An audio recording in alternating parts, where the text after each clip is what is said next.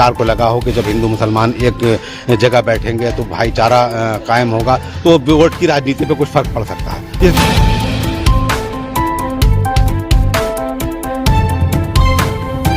ये अलग बात है कि मुसलमान इस देश का बहुत ज़्यादा तकलीफ़ में इस वक्त, क्योंकि नबी करीम सल्लल्लाहु अलैहि वसल्लम की शान में गुस्ताखियाँ की गई हैं और नबी करीम सल्लल्लाहु अलैहि वसल्लम जो है किसी एक धर्म विशेष के जो है नबी नहीं हैं।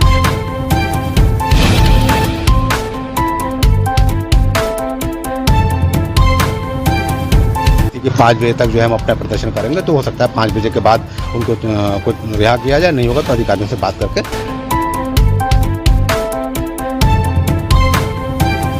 वहाँ पे एक और कार्यक्रम हुआ था, उसको परमिशन दी गई। और वहाँ बड़े अफसोस की बात है कि ऐसे कार्यक्रम भी हुए हैं जिसमें एक समुदाय विशेष को बड़ा बुरा भला कहा गया है।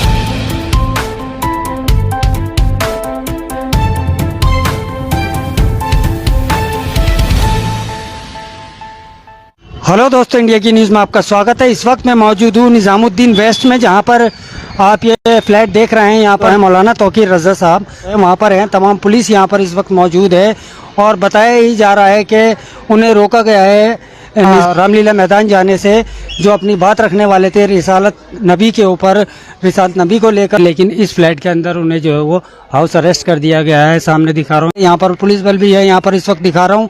और यहाँ पर जो है उनके जो मीडिया प्रभारी हैं, जो उनके मिलने वाले हैं, वो इस वक्त वो लोग हमारे साथ में हैं। और यही फ्लैट है जिसमें मौलाना तौकीर रज़ा अंदर हैं और बाहर पुलिस है। आज सुबह से आप जो रामलीला मैदान गए, तो क्या मसला हुआ, उसके बाद यहाँ पर क्यों आके? जैसा कि हमने पिछले एक महीने से हमारी तैयारी चल रही थी और हमारा कार्यक्रम जो था रामलीला मैदान में आयोजित करना, इसके लिए विधिवत रूप से परमिशन ली गई थी, हमें परमिशन मिल भी गई थी। और पिछले लंबे समय से जो है नबी करीम सल्लल्लाहु अलैहि वसल्लम की शान में गुस्ताखियाँ की जा रही हैं। सिलसिला दिल्ली से शुरू हुआ था, कर्नाटक, हैदराबाद और दूसरे प्रदेशों में होता है, वो उत्तर प्रदेश तक पहुंच गया। तो हज़रत मौलाना तौकीर रज़ा साहब ने इस बात का ऐलान किया था कि हम रामलीला मैदान में जो है सारे धर्मों के साथ में लेने के बाद में एक यहाँ प्रदर्शन करेंगे, शांतिपूर्वक प्रदर्शन करेंगे, संवैधानिक आधार पर प्रदर्शन करेंगे, तिरंगा लेकर प्रदर्शन करेंगे। और उसमें हम एक मांग सरकार से ऐसी मांग करेंगे जिसमें कि सत्र शुरू होने जा रहा कल से, तो उसमें मांग की जाएगी सरकार से कि एक ऐसा इश्तिंदा कानून बनाया जाए जिसमें कोई भी व्यक्ति किसी भी धर्म के खिलाफ गलत टिप्पणी ना कर सके।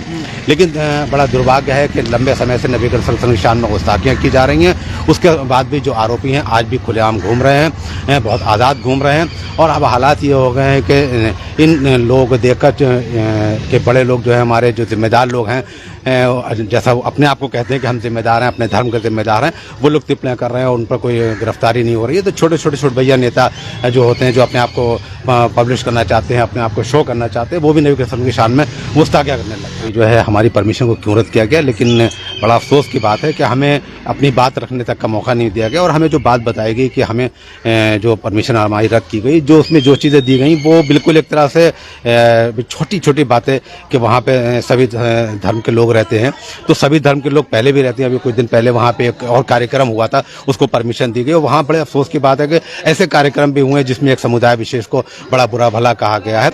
लेकिन अब पुलिस प्रशासन से हमें कोई शिकायत नहीं है। हमें शिकायत है सरकार से कि सरकार का काम होता है सबको साथ लेके चले, और सरकार कहती भी कि सबका साथ, सबका विकास, सबका विश्वास। लेकिन हमें लगता है, आम मुसलमान को लगता है, देश के मुसलमानों को लगता है कि सरकार सबका विश्वास नहीं जीत पा रही है। अगर सबका विश्वास जीतना होता तो ऐसे आरोपी जो देश को हिंदू मुसलमान बांटना चाहते हैं वो जेलों में होते।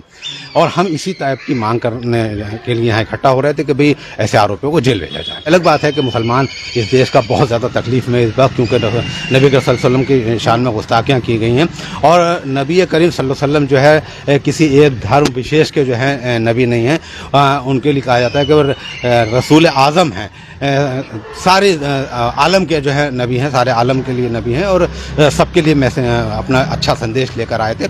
तो ऐसा नहीं है कि दूसरे लोग जो है जो आरोपी टाइप के लोग होते हैं, गुंडे टाइप के लोग होते हैं, अपराधी टाइप के लोग होते हैं, वो हर समाज में होते हैं और चंद होते हैं।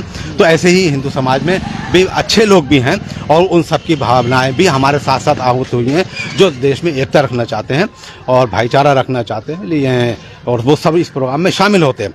तो हो सकता है कि कहीं सरकार को लगा हो कि जब हिंदू मुसलमान एक जगह बैठेंगे तो भाईचारा कायम होगा, तो वोट की राजनीति पे कुछ फर्क पड़ सकता है। इट्स भी पॉसिबल। देखिए, सरकार का नारा है कि सबका साथ सबका विश्वास, लेकिन जब सबका साथ सबका विश्वास है तो अगर एक धर्म संप्रदाय की भावनाओं को आहत किया जा रहा है और वो इस पर सरकार कार्रवाई नहीं करी तो शक तो पैदा होता है। रामलीला मैदान हो या कहीं पर भी हो, जो उसकी प्रक्रिया अपनाई जाती है, हमने वो सारी प्रक्रिया अपनाई थी। उसकी परमिशन हमें विधिवत रूप से दी गई थी और बाद में उसका लेटर हमारे पास आया कि भाई आपकी परमिशन रद्द कर दी गई। देखिए, सरकार स्वयं तो नहीं करती है, जो भी प्रोसेस होता है पुलिस प्रशासन और तमाम अधिकारियों के माध्यम से होता है। और सरकार का जो निर्देश हुआ वो दिल्ली से निकले थे, उनको जगह जगह रोका गया है। अभी भी सुनने में आया है जी डिटेंशन चार्ज नहीं, उनसे बात की गई है, तो शायद हो सकता है कि जैसे हमारी समय समय थी कि 5 बजे तक जो है हम अपना प्रदर्शन करेंगे, तो हो सकता है 5 बजे के बाद उनको कुछ रिहा किया जाए। नहीं होगा तो अधिकारियों से बात करके इसके भल के जो है सरकार को ही दिखाना चाहते थे कि इस मुद्दे पे जो धार्मिक भावनाएं किसी भी धर्म की हो रही हूँ, इस पे सभी हिंदू मुसलमान एकजुट हैं, एक साथ हैं। वो नहीं चाहते हैं कि देश में अमन भाईचारा का खराब हो और आपस में जो है दूरियां पैदा हों। तो ऐसे तमाम लोग वहाँ पर जमा होते और हम सरकार से एक मांग करते हैं और अब भी मांग करते हैं कि इस निंदा कानून एक ऐसा कानून लाया जाए जो किसी भी धर्म की कोई भावनाएं आहत न करे।